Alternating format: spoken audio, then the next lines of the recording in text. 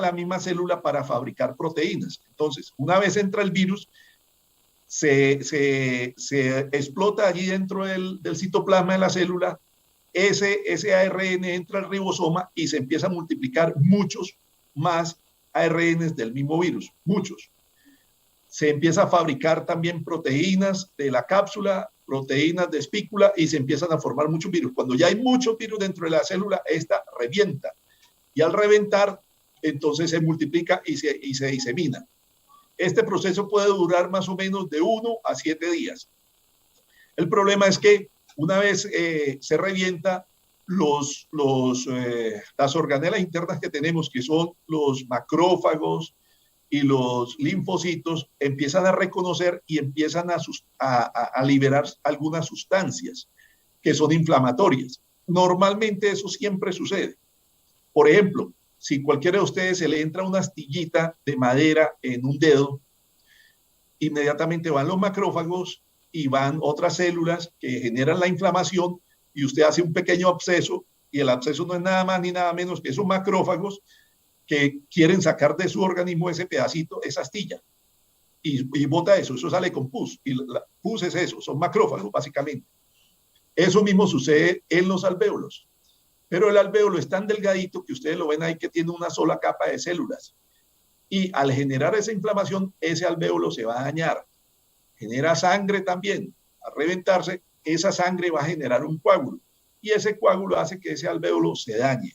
Lo mismo que ese coágulo, con tantas sustancias que hay en el organismo, productos de la inflamación, se empieza a generar coágulos en la sangre. Ustedes ven en la parte superior de la diapositiva, donde dice el número 2, ahí dice plaquetas, dímero D y un coágulo de fibrina. ¿Qué es eso? Básicamente es que las plaquetas siempre tienen que intervenir cuando se rompe esa cadena pequeñita que se llama el endotelio, que es un vaso muy delgadito.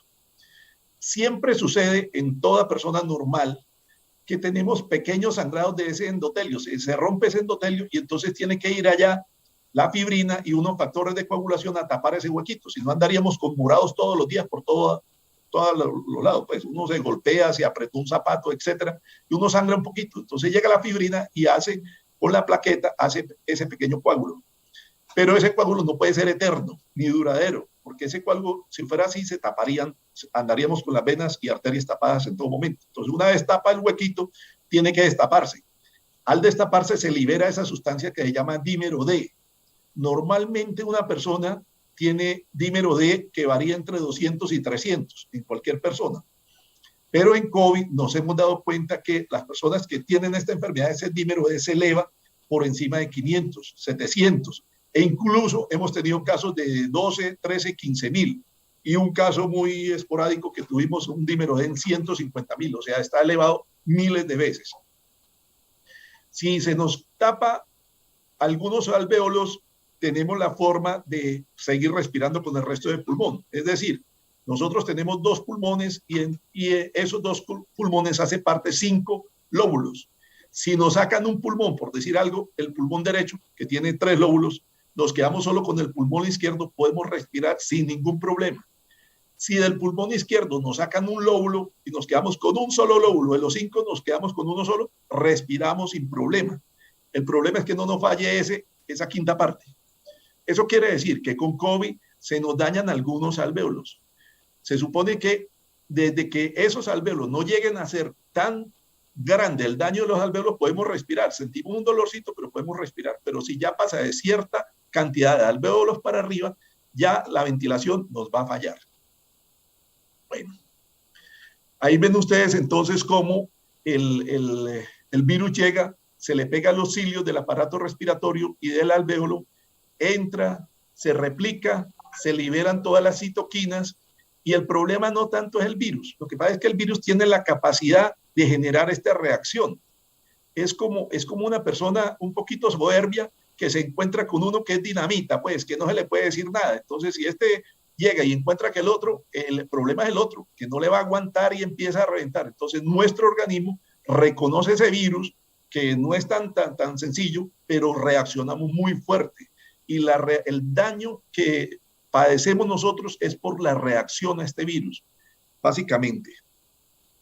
Bueno, ustedes ven ahí cómo el virus llega a la membrana, entra, reconoce el ribosoma, se replica y se forman muchos virus. Ese proceso va entre 1 a 7 días, es decir, mientras se reconoce en el organismo y mientras empiezan a formar dos tipos de anticuerpos o de memoria. ¿Qué quiero decir eso? Hay unos linfocitos que son los linfocitos B que nos van a generar anticuerpos y son los que van a atacar primeramente eso.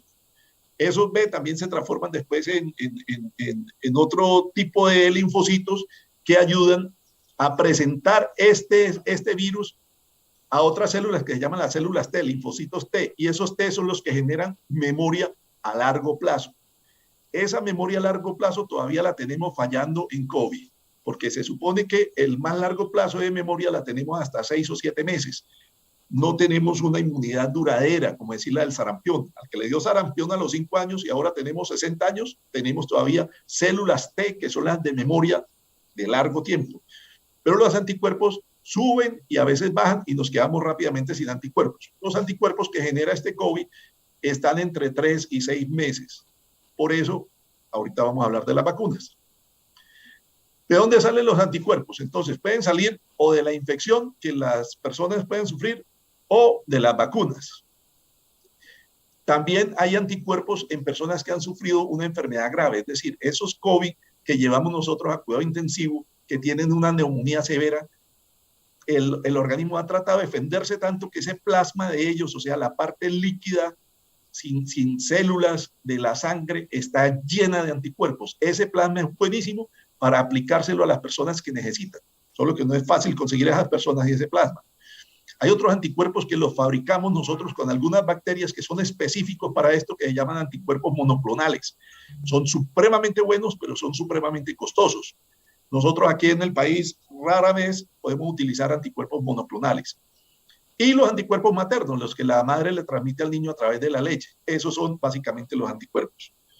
Bueno, ¿cómo se produce estos anticuerpos o qué produce más? Entonces, si una persona sufre la enfermedad, ustedes ven ahí 3 columnas. La columna para ustedes de la izquierda, ven unos punticos verdes.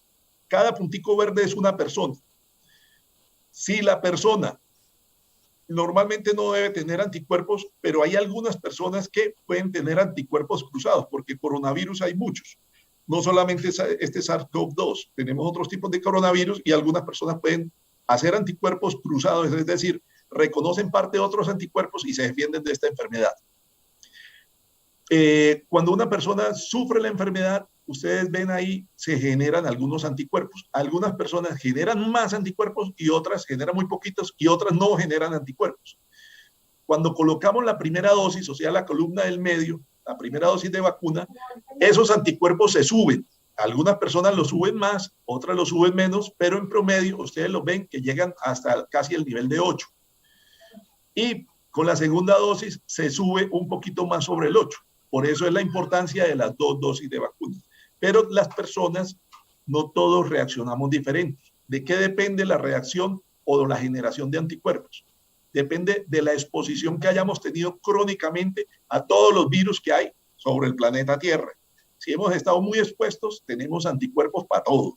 Pero si hemos estado más bien muy guardaditos, no nos dieron leche materna, nos mantuvieron alzados mucho tiempo, la persona no va a tener suficiente anticuerpos. O lo digo al contrario, ese campesino que nace y que come arroz con pollo todos los días, quiero decir que come arroz y el pollo también come arroz del mismo que él come, o sea, se comparten las bacterias con el pollo y con el cerdito y con los perritos y anda con la tierra. Esos campesinitos tienen muy buenas defensas, entonces lo mismo nos pasa con los habitantes de calle o los personal privado de la libertad, tienen muchos anticuerpos porque han estado muy expuestos. No así nosotros. Algunos de nosotros, cualquier herida se nos puede infectar y nos podemos morir por ello. Bueno, entonces se generan algunas vacunas y ven 3 tipos de vacunas. Una que se llama de RNA mensajero, otra que se llama de adenovirus y otra de virus inactivado. La de RNA mensajero es la vacuna de Moderna y la de Pfizer BioNTech.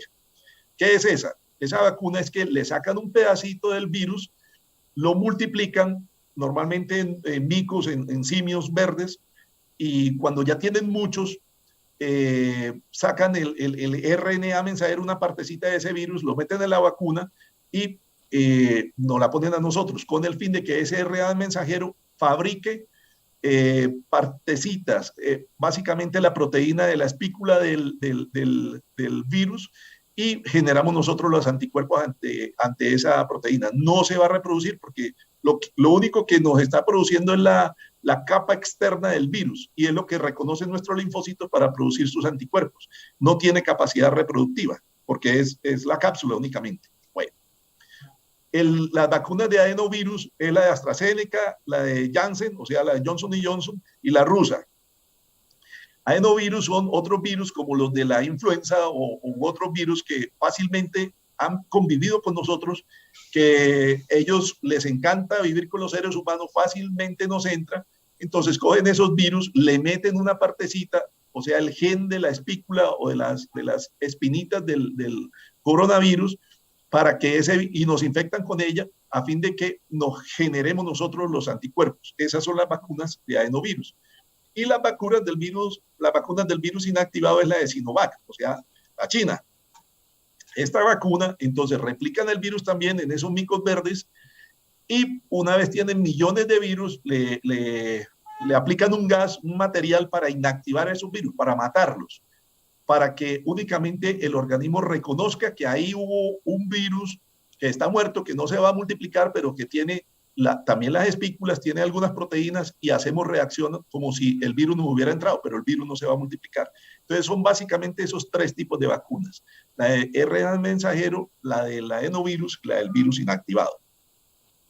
Bueno, esas vacunas fueron ampliamente probadas en millones de personas. Esta diapositiva tiene 15 días y en 15 días se han aplicado varios millones más todavía.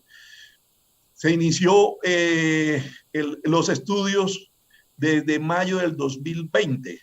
Pfizer iba adelantado en ello, pero no quiere decir que esos 6 laboratorios que ustedes ven ahí son los únicos que produjeron vacunas. En realidad había más de 500 laboratorios.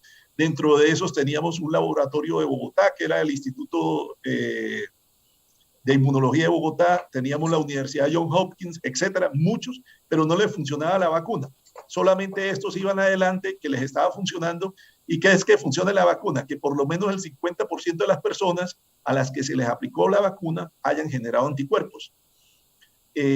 Por ejemplo, la de BioNTech, que es la que utilizamos nosotros, o en Pfizer, se le aplicó a miles de personas, se dio cuenta que era bueno. ¿Cuál fue la ventaja? Estos laboratorios que ya tenían la experiencia no solo arrancaron de cero, sino que al tiempo que estaban arrancando con el proceso de las vacunas, estaban arrancando con el proceso de producción de vacunas. Ellos se la jugaron toda. Ellos dijeron, esto va a funcionar y vamos a empezar a producir.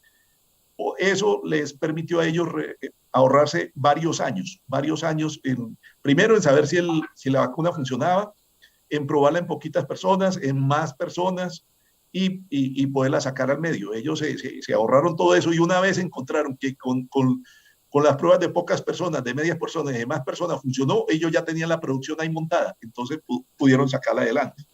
Pero en esta otra siguiente diapositiva se encontraron con unas variables o linajes. Entonces, la cepa del virus es el SARS-CoV-2. Cepas, hay otros virus, coronavirus, que otro SARS-CoV, el virus del MERS, el virus y otros, que son coronavirus. Pero estos son linajes. Tenemos el linaje del Reino Unido, el linaje de Sudáfrica, el linaje de Brasil, el de Nueva York, el de California, el de la India, que son los más famosos, porque han tenido unas grandes variaciones. Pero sin duda alguna podemos tener el linaje de Antioquia, o el linaje de Colombia, o el linaje de Itagüí.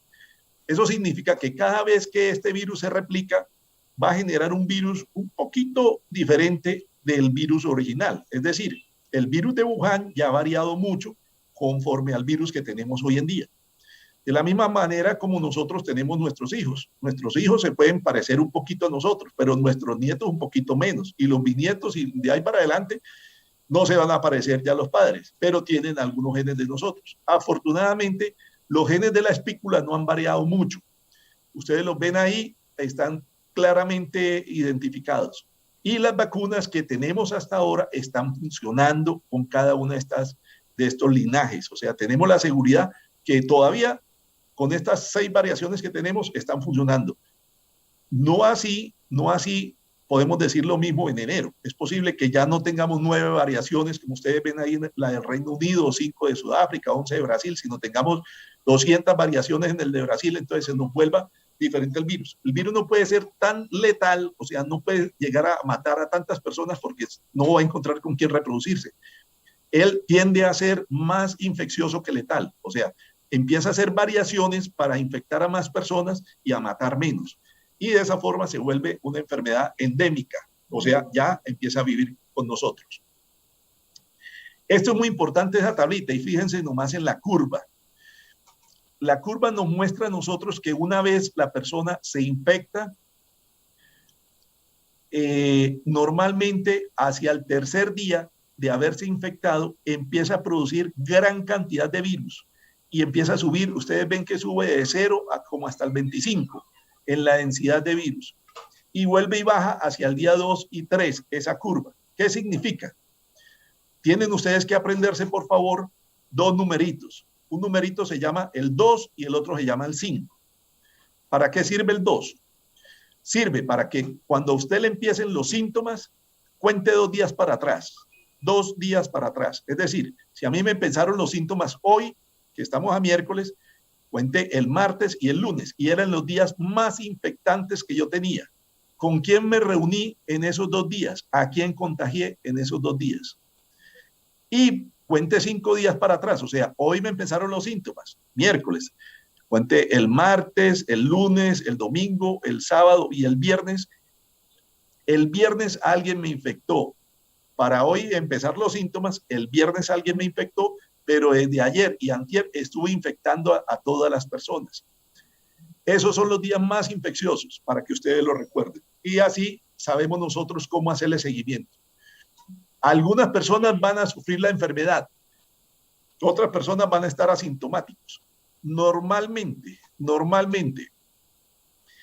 el 80% de las personas van a tener pocos síntomas. En realidad es el 81%, si queremos ser más precisos. De ese 81%, el 20% de las personas no tienen ningún síntoma, ninguno. Es decir, no supieron que estaban infectados. Pasan por este planeta, les entró el virus, se les reprodujo y no tuvo ningún síntoma.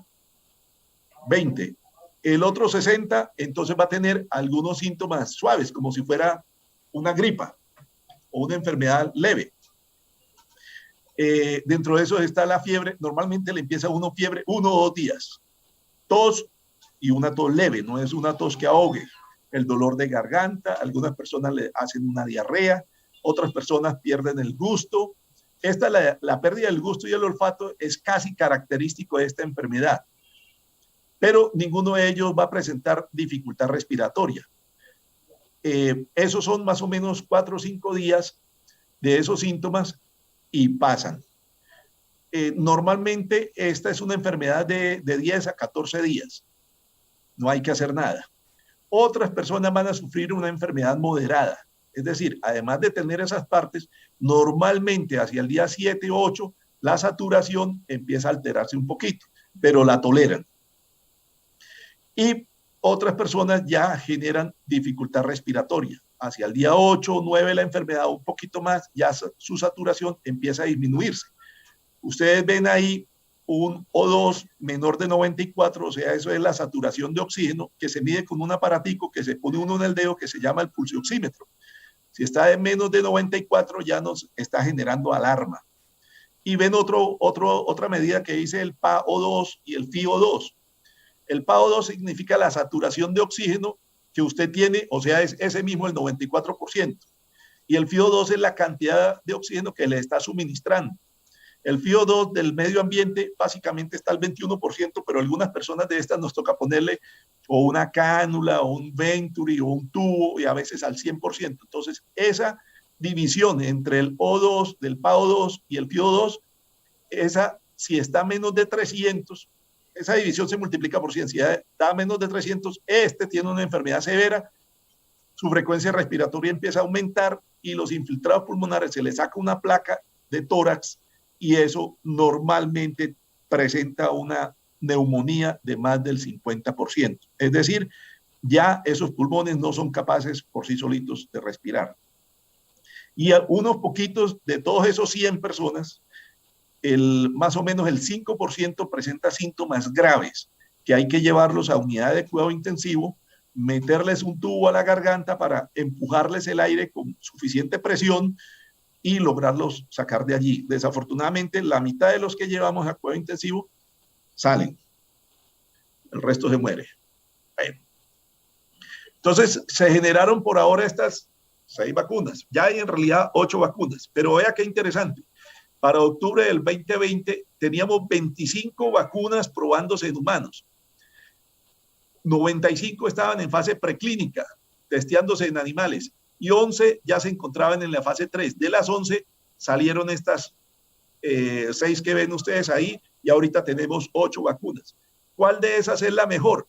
Yo no puedo decir que Pfizer sea la mejor, que la rusa sea la mejor, etcétera, etcétera. No, cada una está hecha con diferentes tecnologías que ustedes vieron ahí, pero básicamente varían un poquito en eficacia. Cuando uno encuentra los estudios, en realidad encuentra que en algunos países varía la eficacia y uno dice, bueno, ¿cómo así que en Brasil que probaron Sinovac la eficacia era del 65%, pero en Chile subió a 80%, pero en la misma China subió al 85%? Entonces, ¿con cuál nos quedamos? La Organización Mundial de la Salud dice que si está por encima del 50% es una vacuna efectiva. Lo cierto es que de todas estas vacunas, lo más importante es que con la dosis completa permite que las personas no se enfermen gravemente y no se mueran, cualquiera de ellas. Hay algunas que les están viendo la parte fea, y la parte fea básicamente es que, por ejemplo, AstraZeneca y Janssen o Johnson y Johnson, tenía el origen de la vacuna, no estaba muy claro porque usaban algunas células fetales, etcétera. Entonces le vieron como ciertas cosas feas y empezaron a presentar algún tipo de coagulación en la sangre, sobre todo en unas venas que tenemos en el cráneo, y esa coagulación hacía que algunas personas hubiesen fallecido. En realidad, todas producen efectos colaterales, todas. Desde la aplicación, que es dolorosa, algunas producen fiebre, otras síntomas muy parecidos a tener la enfermedad, y algunas de ellas producen también lo de la coagulación, que ya lo vamos a ver con calmita. Lo interesante es que esta Universidad de Oxford es el estudio como más completo de una universidad seria que no limita sus estudios al comercio, que tiene como un poquito más de ética para mostrar las cosas buenas y las cosas malas. No siempre sucede así con todos los estudios. En este estudio, la Universidad de Oxford se analizaron 1.600 pruebas, perdón, 1.600.000 pruebas de PCR a 373.402 personas. Es decir, a cada persona le hicieron 5 pruebas aproximadamente, mayores de 16 años. Y la hicieron entre el 1 de diciembre y el 3 de abril del 2021. Y sacaron las siguientes conclusiones. Que después de 21 días de aplicar la primera dosis, la probabilidad de infectarse se redujo en un 65%. Y después de la segunda dosis en un 70%. ¿Qué quiere decir? Que uno se puede infectar. Sí, es cierto.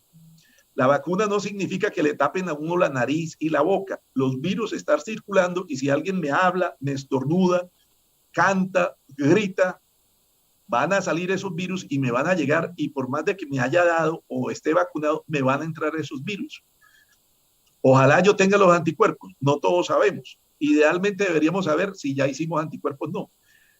¿Eso qué significa? Que a mí, médico Pedro Mauricio Suárez, ya me dio la enfermedad, ya me vacunaron, yo sigo usando el tapabocas porque no sé el nivel de anticuerpos ni sé el linaje que me puede estar llegando y me puede repetir la enfermedad. Sin embargo, después de la segunda dosis, la posibilidad de enfermarse con síntomas disminuyó un 90% y la carga viral es mucho menor. Eso significa que las personas que se vacunan si logramos vacunar a todas las personas,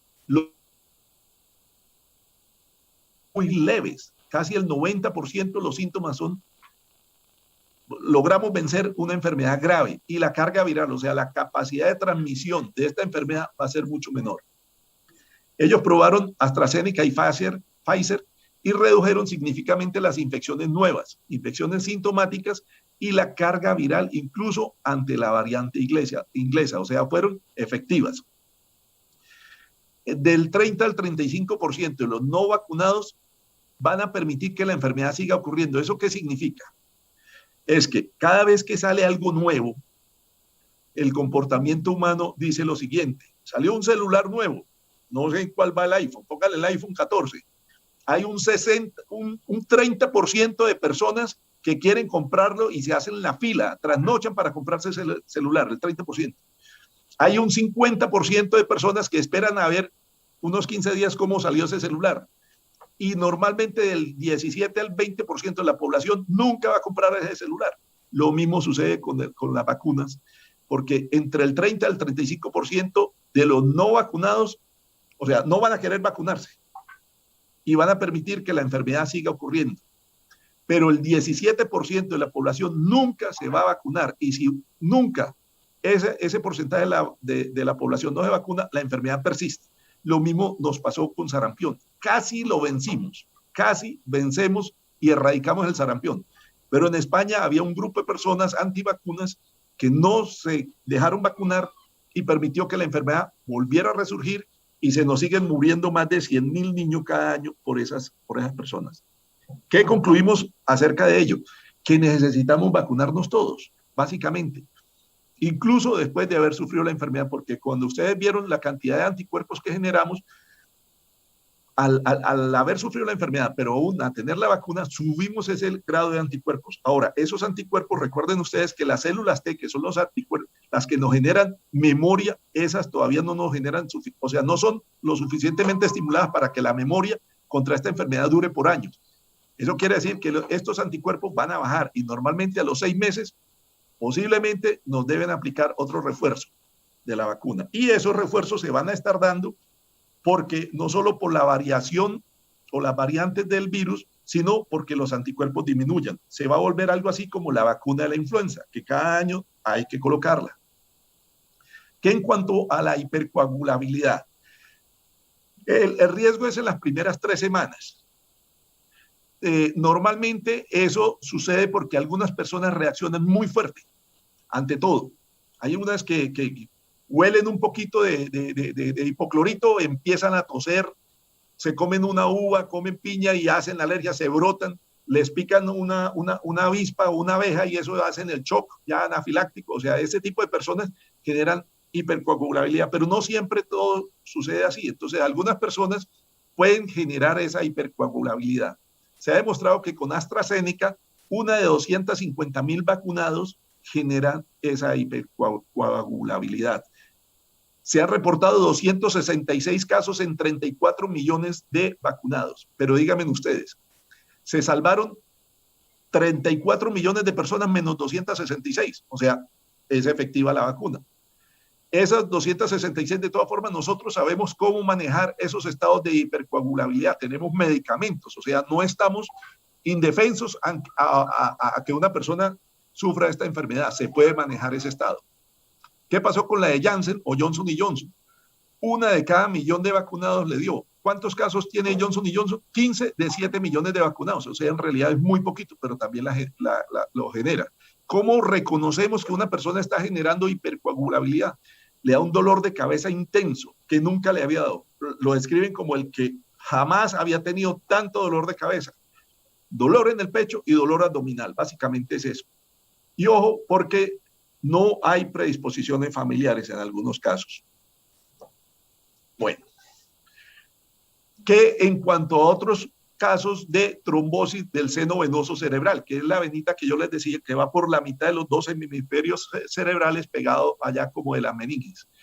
En la población general sucede estas trombosis del seno venoso cerebral de 3 a 15 casos por cada 1.000.000 de personas cada año, es lo normal. Durante el embarazo sucede de 10 a 12 veces por cada 100.000 embarazos. El uso de anticonceptivos orales sucede de 2 a 40 personas por cada 100.000 personas que usen anticonceptivos. La vacuna de Johnson y Johnson es 6 por cada 6.800.000. Y el COVID, o sea, si no nos colocan la vacuna, es de 20 por cada 100.000. Es decir, no tener la vacuna, el riesgo es muchísimo mayor que el COVID no genere esa trombosis. No tener la vacuna, el riesgo es muchísimo mayor estar en embarazo, o es muchísimo mayor usar anticonceptivos, o es en realidad menor, porque si ustedes ven la última, la que dice Johnson y Johnson, dice 6 por cada 6.800.000, y en la población general es de 3 por cada millón. O sea, en realidad, colocar la vacuna con ese riesgo, el riesgo es supremamente bajito, muy mínimo. Entonces, en realidad no es una excusa para uno colocarse o dejarse colocar la vacuna, hay que ponerla. ¿Seremos reinfectados? Hombre, dice que todas las personas que ya están vacunadas completamente, pueden dejar de usar mascarillas en reuniones al aire libre con personas vacunadas y no vacunadas, pero tiene que estar completamente vacunado. Los no vacunados siempre deben usar su mascarilla, y no una sola mascarilla. Ahora ya se está promoviendo el uso de la doble mascarilla. Si hay grandes grupos de gente, deberán todos vacunados y no vacunados seguir usando mascarillas. Por lo que yo les mencioné, a mí me dio el COVID, a mí me colocaron la vacuna, pero yo no sé si la nueva variante o no sé si tengo los anticuerpos y me puede dar la enfermedad. Menos del 10% de la transmisión del virus ha sido al espacio al aire libre. Es decir, cuando uno se mete en un espacio cerrado, la posibilidad aumenta 20 veces de enfermarse. Entonces, ya van dos cosas. Debemos seguir usando la mascarilla y ahí nos vamos a demorar, yo creo, el año entrante todavía. Y debemos utilizar más, abrir las ventanas. Usar espacios cerrados es donde más nos contagiamos. Ojo, y sobre todo cuando las personas se sientan a comer, es donde más se contagian, porque ahí hablan y no tienen tapabocas. La transmisión principalmente es por aerosoles y en espacios cerrados. La transmisión por contacto en realidad es menos del 1 por 1000. Eso es muy bajita. Y recuerden ustedes el uso de doble mascarilla, el distanciamiento físico y el evitar asistir a eventos y lugares cerrados. Bueno, estas son 10 conclusiones por las cuales Lancet publica el 15 de abril del 21 porque comprueban de que el virus se transmite por el aire.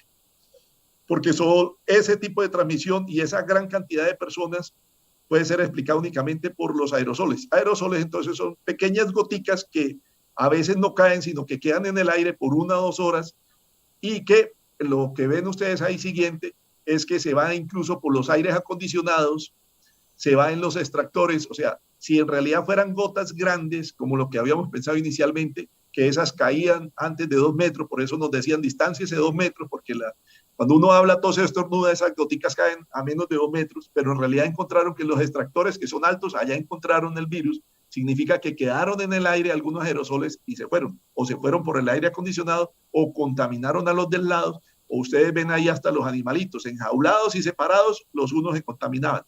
Los animales se contaminan, no sufren la enfermedad, pero sí se contaminan. Entonces nuestro gatico, la mascota y el perrito puede ser un vector para transmitir la enfermedad.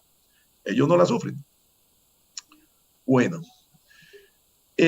¿cuándo hospitalizar a una persona? Y esta parte me parece muy importante porque como muchos de nosotros nos ha dado y uno se queda pensando, ay, ¿será que llamo al doctor Ricardo, al doctor Calla, al doctor Pedro, al doctor Luis Guillermo a ver qué me va a decir?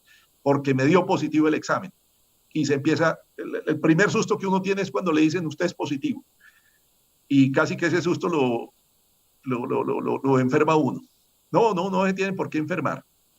Recuerde que un 20% de la población no siente absolutamente nada, ni se dio cuenta, pero transmitió la enfermedad. 60% va a sentir síntomas leves. Ese 20 y ese 60, en realidad es el 81, pueden tratarse normalmente en casa. Se maneja con el acetaminofén, la fiebre y el malestar general. No hay que darle nada más. Algunos de nosotros usamos un medicamento que es antiparasitario que ustedes lo han escuchado, pero en realidad no tiene una base científica de que funcione. Lo manejamos es profiláctico para que algunos gusanitos que tenemos, algunos pequeños parásitos, no nos den la vuelta por el intestino, lleguen a los pulmones y nos tapen los pulmones. Entonces, como en algunas personas bajamos las defensas a partir del día 8, entonces para que no nos vaya a hacer esa migración larvaria. Algunas personas incluso severas que generan unas neumonías, que el 50% de las personas con COVID moderado genera la neumonía, la podemos tratar en casa. Es decir, el 95% de los casos básicamente los podemos manejar en casa. ¿Qué debemos tener? Debemos tener en nuestras casas un termómetro y una libretica o una hojita donde llevemos el apunte de cuándo tuvimos el primer día de síntomas. Ese primer día es vital, porque de ahí para adelante sabemos qué hacer. Recuerden ustedes los dos numeritos. Descuéntele 2 días y sabe entonces a quiénes usted infectó durante esos 2 días. Y descuéntele 5 días a ese primer día y va a darse cuenta quién fue el que lo infectó a usted. ¿Dónde fue? Iba en la bucetica, allá, salió positivo. O me fui a la reunión a comerme la carnita en la casa de tal amigo. 5 días después usted va a presentar síntomas. Eso es típico. Bueno, y anote entonces... bueno, tómese su acetaminofén, tome mucho líquido y consiga un aparatico que a veces las EPS se lo mandan a la casa, que es el pulsioxímetro, y ahí nos vamos a dar cuenta. Cuando ustedes lo ponen en el dedo, le va a marcar de 95 a 100, normalmente a nivel del mar. Más arribita puede marcar un poquito menos. Acá nosotros estamos a 1400 metros sobre el nivel del mar y normalmente rara persona nos llega a 100. Están entre 95 y 98%. Acá en Itagüí. Ojo, si ese pulsioxímetro le marca de 85 a 89, el riesgo de morirse es 2 veces mayor. Si ese aparatico le marca de 84, de 80 a 84, es 4 veces mayor, y si es menor de 80, es 8 veces mayor. ¿Qué significa? Ese aparatico es muy importante, sobre todo a partir del día 8. Y tenga en cuenta que si usted está marcando por debajo de 90, abra bien sus ojos, porque si tiene dificultad para respirar y ya le marca menos de 90, váyase por urgencias a la EPS que le corresponde a usted, a la IPS, que lo revisen. Un médico lo va a evaluar y va a saber si tiene algunos ruidos pulmonares, le va a tomar una muestra de sangre para saber cómo está reaccionando su cuerpo y le va a tomar una placa de tórax. De acuerdo a eso, el médico va a decir, ¿se me queda acá o lo mando para la casa? Y lo manda con unas recomendaciones. Si se queda allá no significa que se va a ir derecho para cuidado intensivo, no, le van a poner oxígeno, lo van a nebulizar, le van a manejar algunos medicamentos y si se logra controlar 3 o 4 días se va para la casa. Ya, si la reacción del organismo fue muy fuerte, los médicos hacemos lo máximo posible para que la persona no se nos muera, entonces nos toca a algunos ponerle el tubo en el tórax para salvarle la vida. Ojo con la siguiente, que es la última diapositiva. Estos son 2 casos que tuve yo de cercanos. Un muchacho de 42 años, residente en el barrio Santa María, casado, gerente de una empresa de construcción, relativamente liviano, 82 kilos para un 80 de estatura, es un flaco. Los síntomas le empezaron el 14 de abril y fueron cefalea, fiebre y tos leve. Pero el 19 de abril, es decir, 5 días después, presentó a las 2:30 de la mañana dificultad respiratoria, eso se llama disnea. No podía respirar. Su esposa llamó a bomberos para que lo recogieran y lo trajeran con oxígeno, pero los bomberos se demoraron media hora. El paciente se murió a los 10 minutos. Es decir, este virus es de una evolución incierta, errática, o sea, no podemos decir que todos van a ir por ese ladito. A veces tiene uno el paciente supremamente aliviado y a las 4 horas está intubado. Es un virus muy incierto. El segundo caso es una compañera de 35 años que me refiere en el chat, el 20 de abril, dice, doctor, es que desde el jueves en la noche vengo con desaliento en los pies y en la espalda. El viernes en la mañana me asfixié y pensé que era normal porque soy asmática. Desde el sábado he presentado mucha fiebre y dolor de cabeza, pero estoy con mucho daño de estómago, o sea, diarrea y dolor de cabeza, o sea, todos los síntomas del COVID. Pero también me dice, como te comenté, a mí ya me había dado 2 veces, en agosto y en diciembre. Es decir, era la tercera infección que sufría esta muchacha. Eso significa o que no estaba generando anticuerpos o que no se cuidaba. Lo que estamos viendo es que el virus repite. En la cárcel, en los calabozos, estamos encontrando personas que les están repitiendo esta enfermedad. Por eso debemos seguir usando el tapabocas. Por eso el distanciamiento y el aire fresco es importante. Básicamente, mi recomendación final es, uno, mantengamos esas medidas. Dos, vacunémonos, no le tengamos temor, vacunémonos porque es importante y si nos vacunamos toda la población, logramos derrotar este virus. No va a tener en quién se va a replicar. Que algunos se van a enfermar, pues sí, se nos van a enfermar, pero si ponemos 1.000.000 de vacunas y salvamos a 990.000 personas, algunos se nos complicaron porque era el viejito, porque se iba a morir. Desafortunadamente ahorita no sabemos exactamente de qué se mueren las personas porque no podemos hacer necropsias, porque nadie le va a hacer una necropsia. Los primeros médicos, los patólogos que hacían necropsia se morían. Cuando uno abre la persona, ese virus está por todos los lados, sobre todo en el intestino. Tiene muchísimos virus. Y una necropsia, que uno abre el paciente y está regado, el que abrió el paciente tiene altísimo riesgo de morirse. Por eso no hacemos necropsias. Bueno, básicamente eso es, doctor Guillermo. Gracias a todos. Bueno, buenas tardes, doctor Luis Guillermo.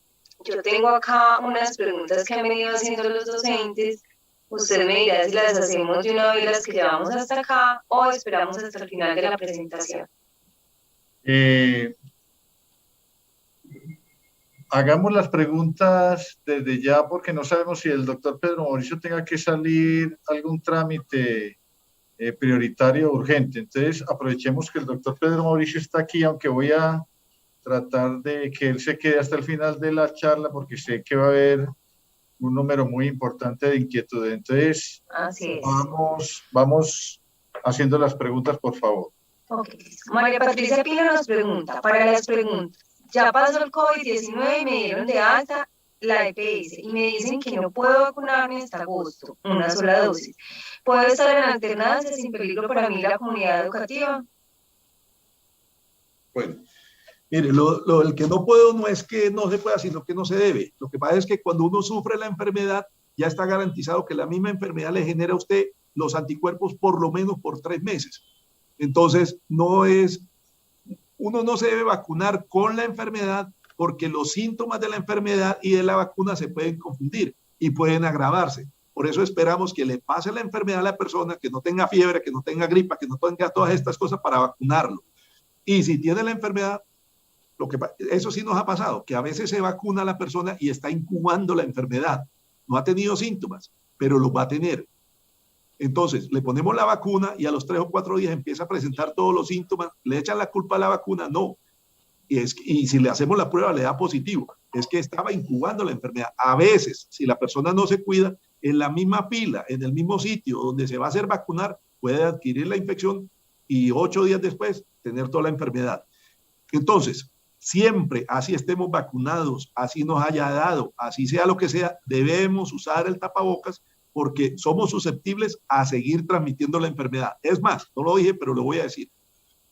El 17% de la población, se vuelven asintomáticos, es decir, transmiten la enfermedad y su virus se queda en la nariz y se sigue reproduciendo y sigue vaporizando ese virus, sacando ese virus de su nariz, no le da a la persona, pero sí se vuelven contagiosos. Por eso es que necesitamos todos vacunarnos y necesitamos seguir usando el tapabocas porque seguimos teniendo riesgo con cada una de las personas que nos asociemos. Siguiente pregunta. Maribel Mazo Díaz nos pregunta, buenas tardes, mi pregunta se relaciona con las vacunas. Fui dada de alta de COVID el pasado 16 de mayo, por conocimiento sé que debo esperar hasta el mes de agosto para acceder a la vacuna. ¿Cómo es el proceso para solicitarla en el mes de agosto si ya ha pasado la etapa 3? Muchas gracias. De marzo a agosto no. Sí. No le da los 3 meses. No hay ningún problema, hija. O sea, las personas, así haya pasado la etapa, y el ejemplo concreto sería mayores de 80 años. A pesar de que ya pasó la etapa de los mayores de 80 años, si hoy nos aparece un mayor de 80 años, lo vacunamos sin ningún problema, sin ninguna dificultad. No es sino que se acerque a la IPS de su EPS o se acerque al puesto unificado de vacunación o al sitio que se le haya recomendado para su respectiva vacuna. Estemos en etapas posteriores no implica que alguien de etapas anteriores no pueda ir a vacunarse. Exactamente. Libardo Valencia Gaviria nos pregunta, si una persona es alérgica a varios medicamentos y usa anticoagulantes, ¿puede vacunarse sin ningún problema o requiere algún tratamiento antes de vacunarse? Mire, en caso de enfermedades huérfanas, ¿cuáles son enfermedades huérfanas? Son enfermedades raras que tienen unos comportamientos y unos tratamientos muy específicos. O en caso de tumores malignos que también tienen unos tratamientos muy específicos.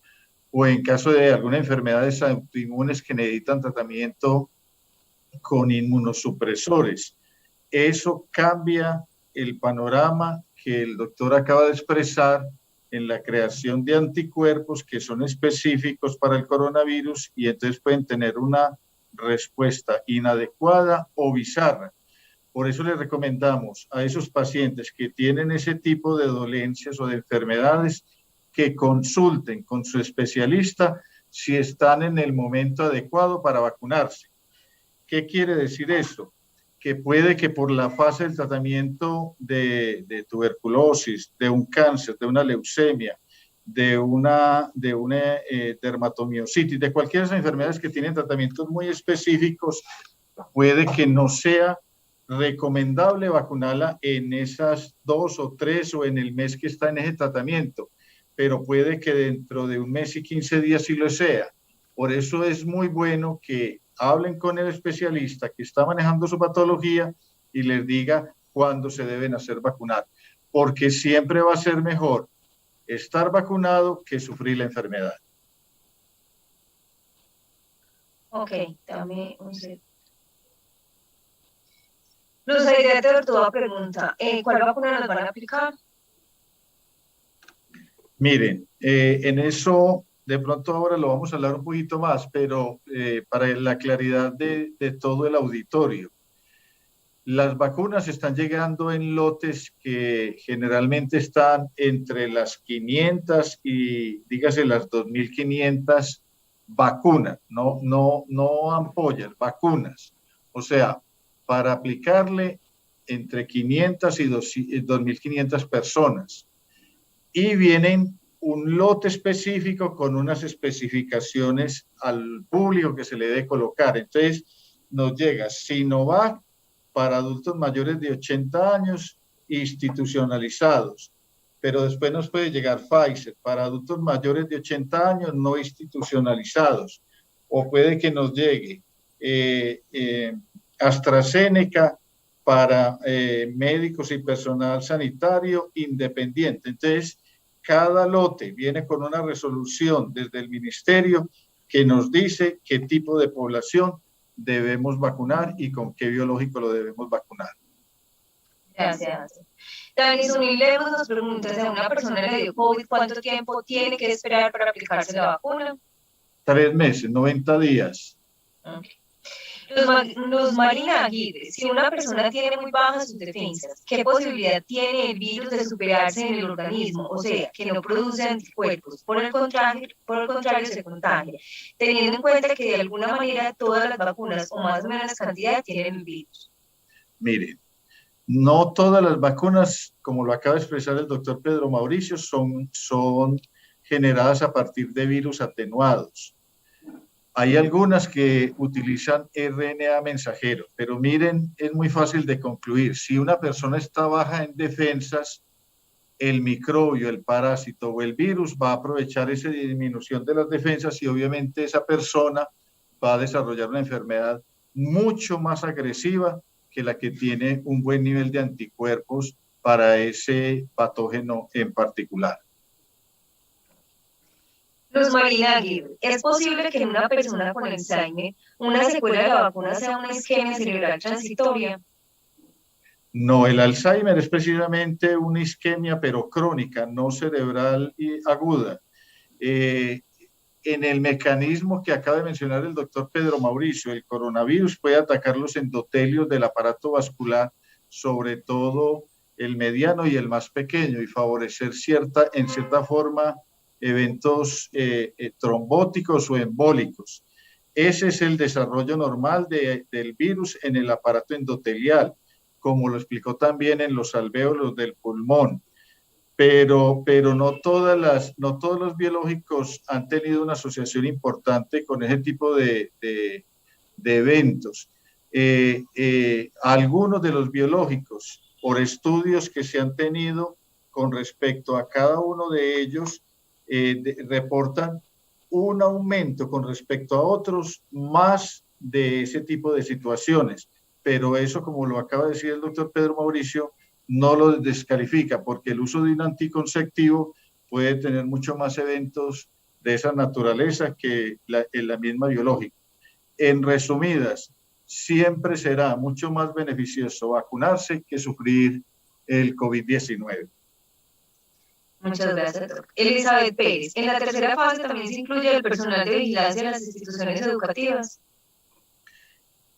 Miren, el ministro ya hizo una primera aproximación para los docentes y para toda la comunidad administrativa de las instituciones educativas.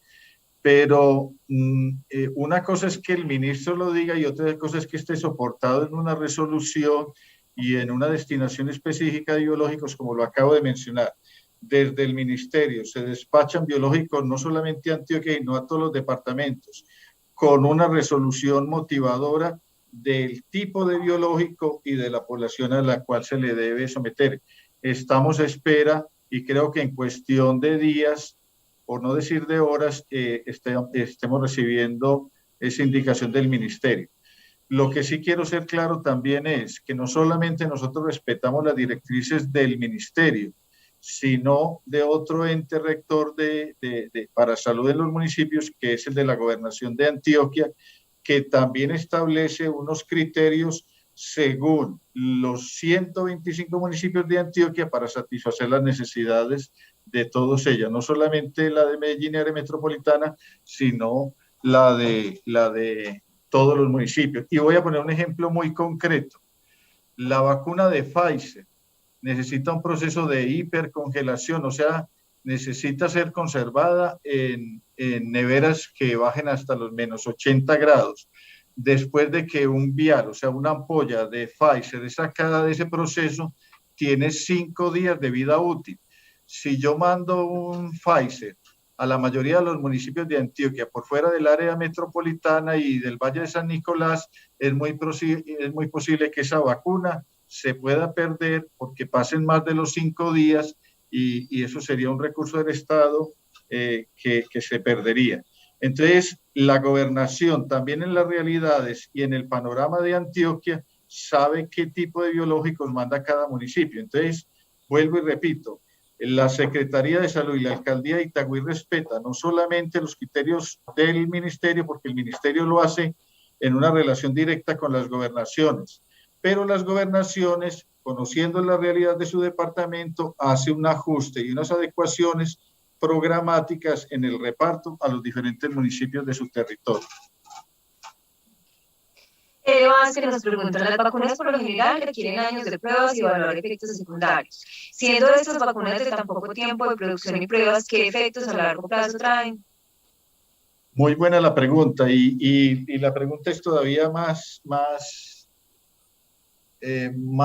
que dijera yo, de menos respuesta y le voy a explicar por qué. Porque esta mayoría de los biológicos que acaba de mencionar el doctor Pedro Mauricio, de los cuales de esos 6 que él mencionó, 4 han entrado en el país, ninguno de los 6 tienen las fases 4 y 5 de la investigación. ¿Qué quiere decir eso? Que la mayoría de los biológicos que hoy usamos en niños, o sea, los del PAI común y corriente, han pasado por procesos de 10, 20 años de estarlos usando y hoy tenemos una madurez, por ejemplo, en el de polio. Hoy sabemos que la vacuna Polisabin, que es oral, no tiene efectos secundarios en el largo plazo y conserva una inmunidad de muchos años. Hoy sabemos que fiebre amarilla con 2 dosis tiene, según el tipo de los 2 tipos de biológicos que hay, una permanencia de inmunoseguridad de 10 años.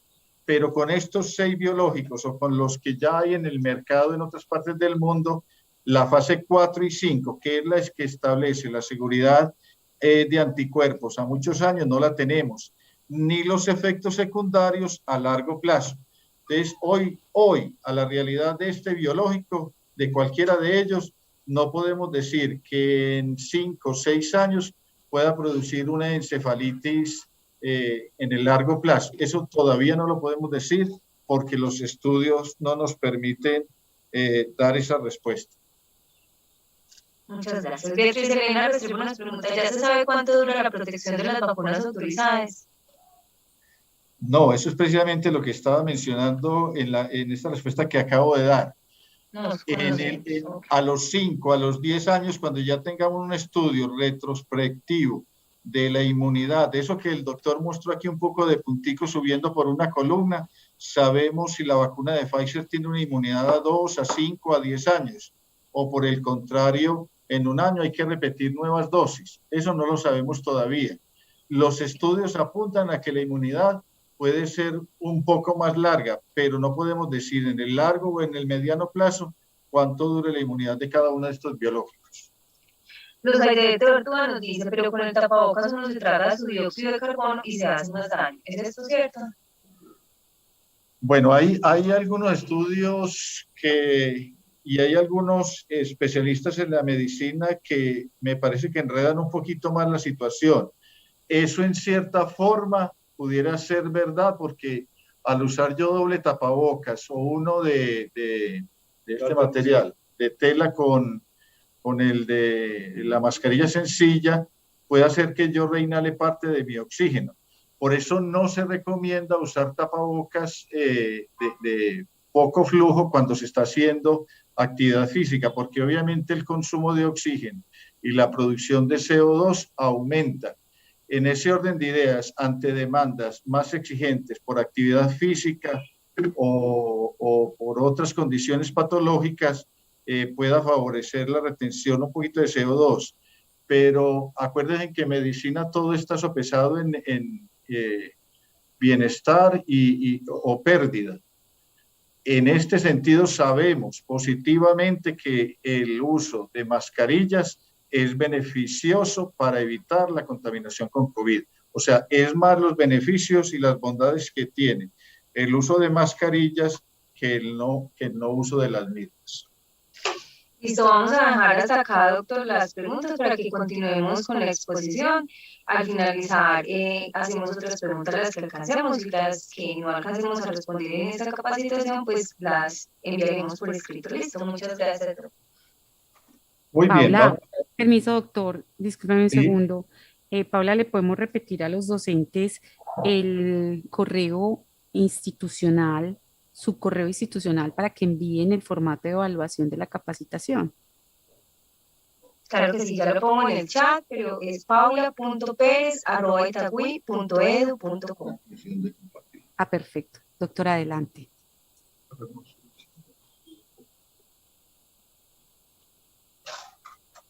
Permítanos un segundito aquí y finalizar esta presentación.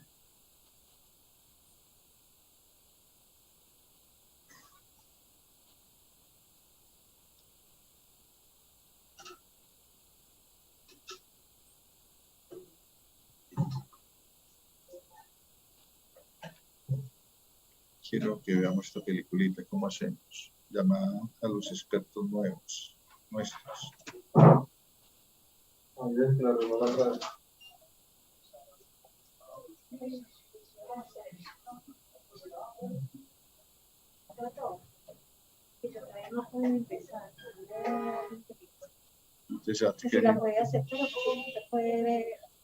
Ana Milena me dice una de las funcionarias de nosotros que por lo de la salida a las 3 está de la casa y no le permite ingresar porque es una de las expositoras, es Yorlady Sánchez.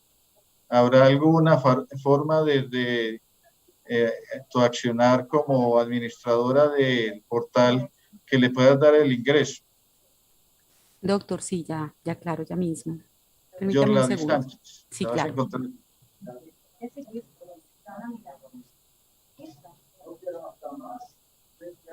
No quiere.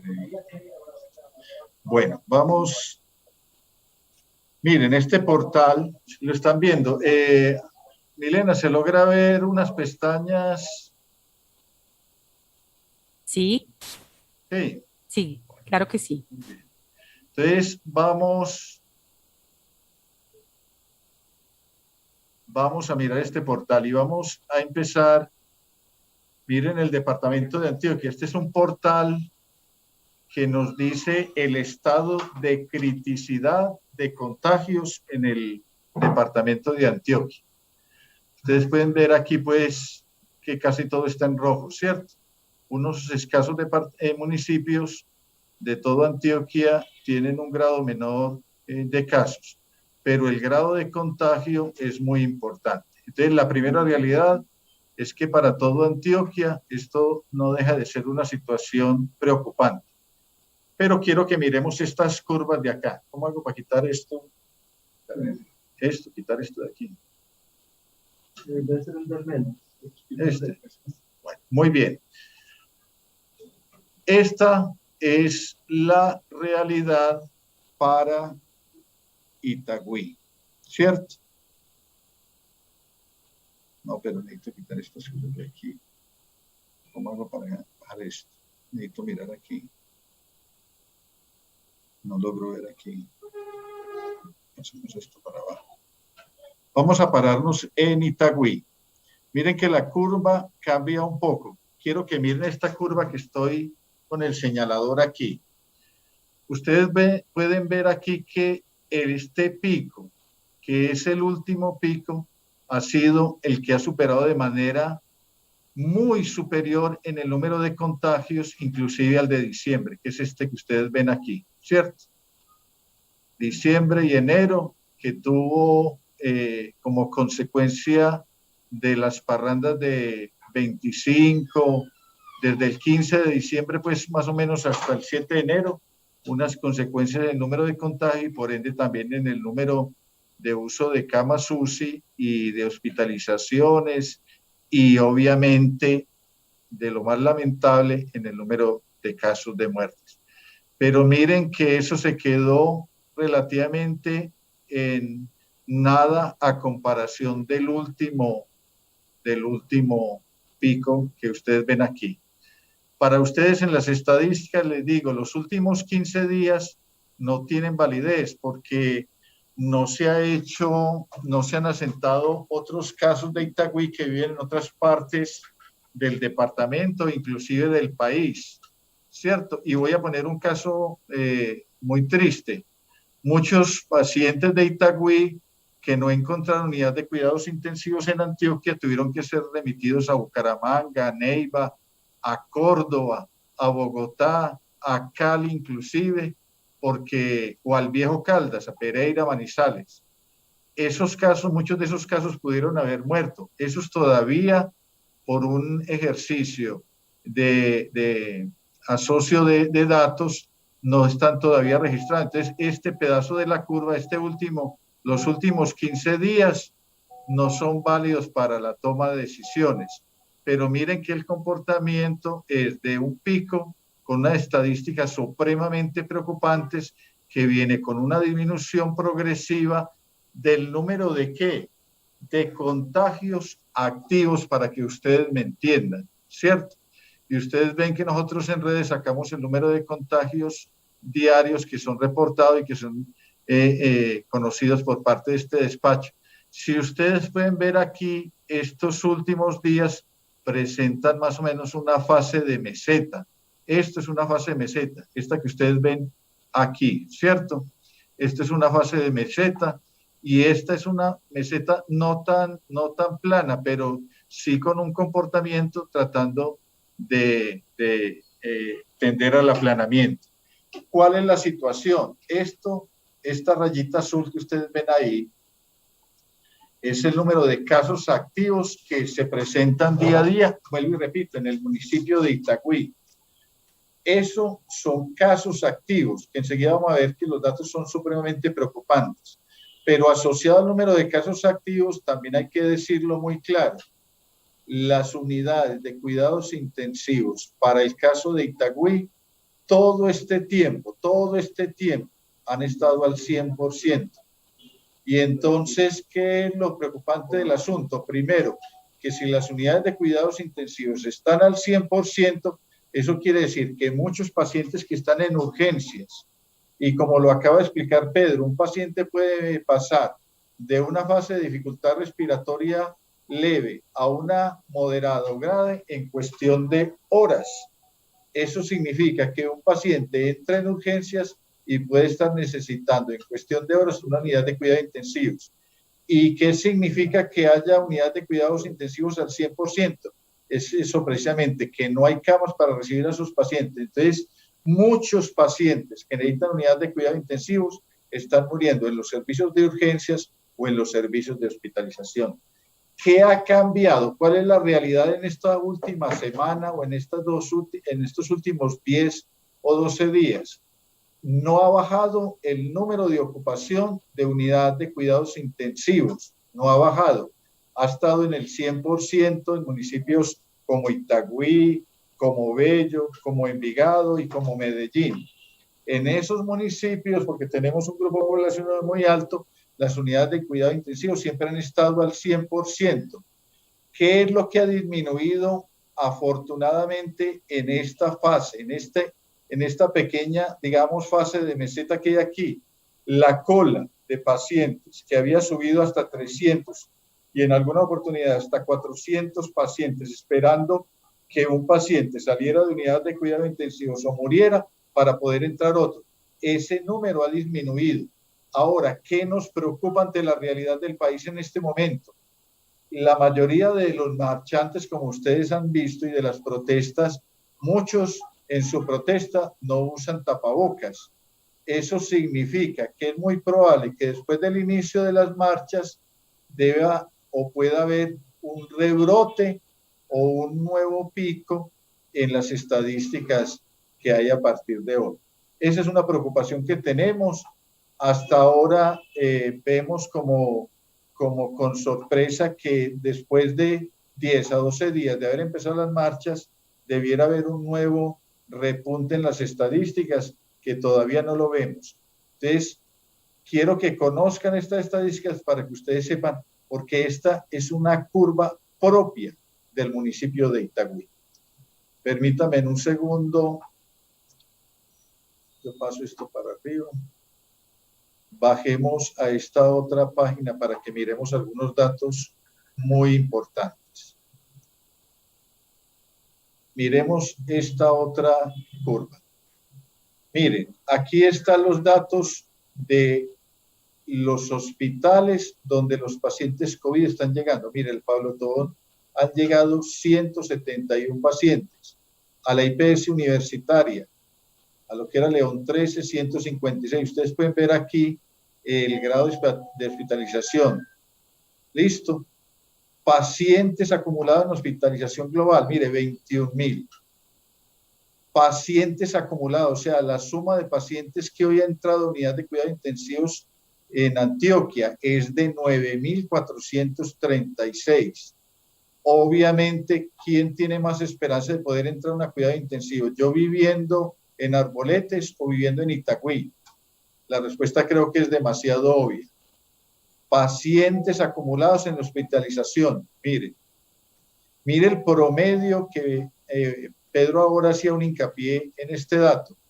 Días estancia en pacientes que no fallecieron, o sea, pacientes que entran a hospitalización normalmente se quedan 7.3 días en los servicios de hospitalización, pero el promedio normalmente está en 8.6 teniendo en cuenta otros datos.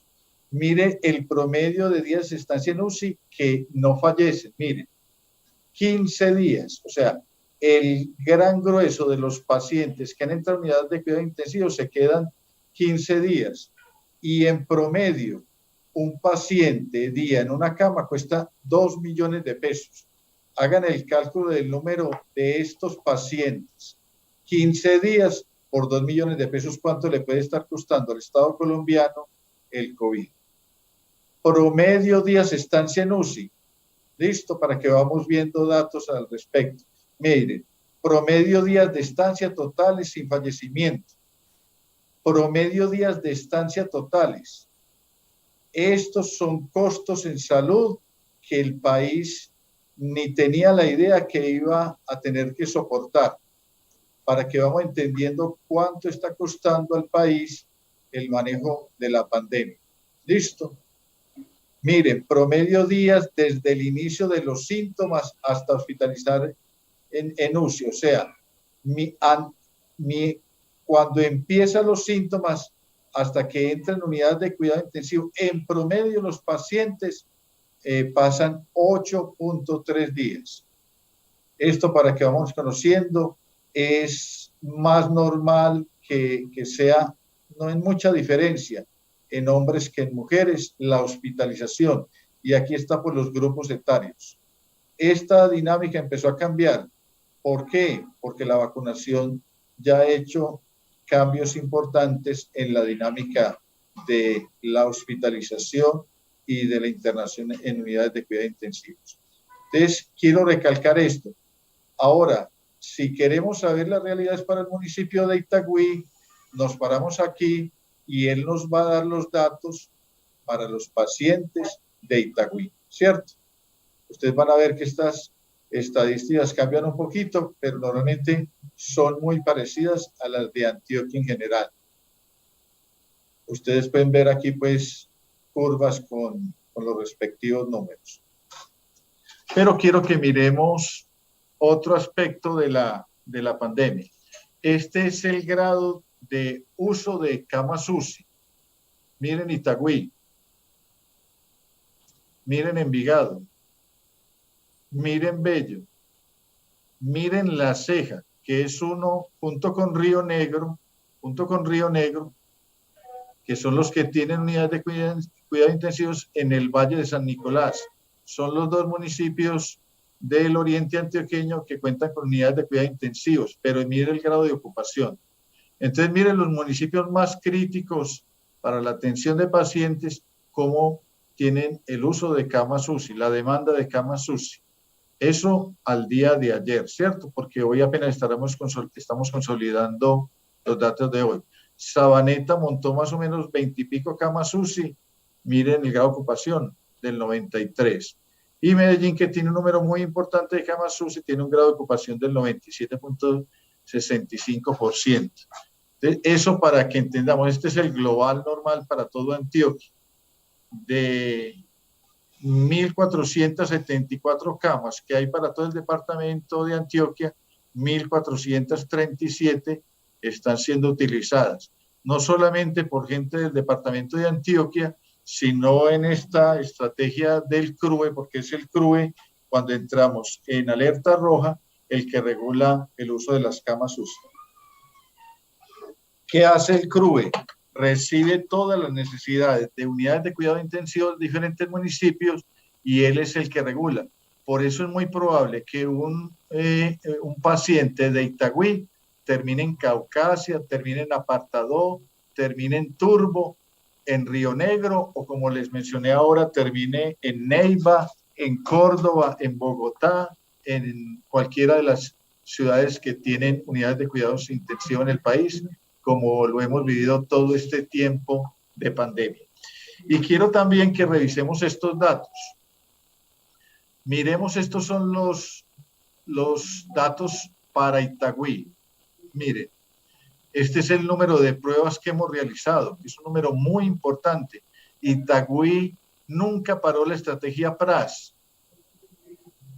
111,000 pruebas se han tomado, de las cuales negativas, que es el valor, es un valor muy importante, o sea, son pruebas fallidas, fueron de 79,086 pacientes.